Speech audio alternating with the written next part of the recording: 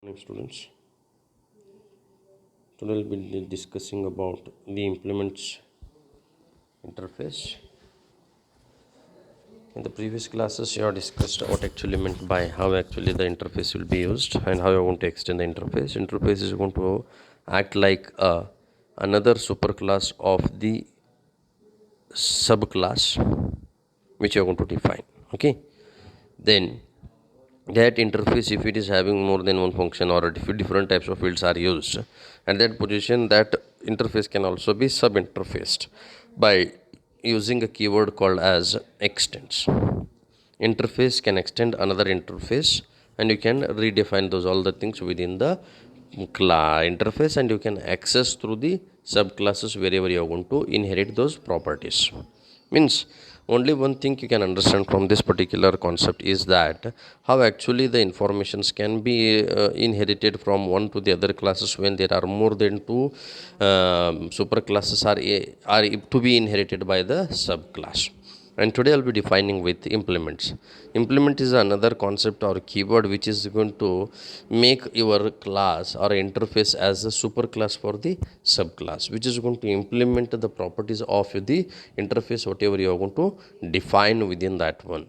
As you know that the informations whatever you are going to write in the interface, they will be fixed and static for fields, and the methods you have been just declaring, those you are not going to write any code within that one. Those all the informations or for properties can be implemented by using the implements operation. So here he has been defined here, that is interface are used as a superclasses whose properties are inherited by the subclasses we can say. Subclass means where you wanted to inherit the properties of that class. It is therefore necessary to create a class that it inherits the given interface. This is done by as follows: class name, whatever the class name you are going to define, that is a subclass, and which interface you wanted to access within that one, you can write there body of class name. So if there are more than one interfaces are there, at that position also you can write or define with an interface 1 2 3 as many as what are the different types of interfaces will be there. In Java, inherit concept will be accessing only once extend class, and you can utilize or you can implement more than one interfaces at the position, which is going to be a advantage over your multiple inheritance of oops concept. Then we shall see with a simple example how actually it is going to be defined here. You can check out here, there is an interface called as an area and two classes called as rectangle and circle, where rectangle and circle are going to access the properties of area by using a keyword called as implements. Is it right? And within the interface you have been defined, as static float pi is equal to 3.14 f, and float of function name, that is compute float x comma float y. Is it right? So these, what it is going to do, this will be constant values. This particular area will be implemented by using rectangle class as well as circle class. Okay, these two classes will be accessing these properties. So at that position, class interface test public static void main rectangle rect is equal to new rect. So here two different types of classes are there, wherein which these two classes will be independent classes which are going to implement the area in different ways according to their usage.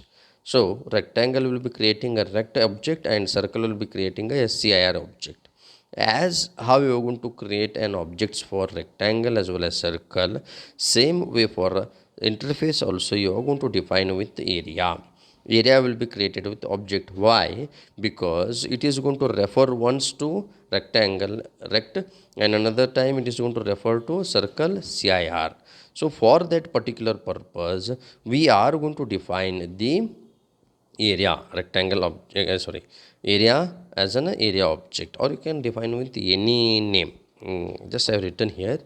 First time what it is going to do, area is equal to rect, means when you are referring your interface to the object called as rectangle, it is going to focus on this particular class only. It is not going to think of this one, and when it is executing with this one, it will be implementing at the side by side these all the different types of properties of interface. So area is equal to rect. When it is going to define, it will call the rectangle class. Within that rectangle class, you are defined with public float compute, means this particular function will be accessed or implemented through the interface called as compute. What is the x value you are having here? 10. So 10 will be dumped, 20 will be accessed with float y.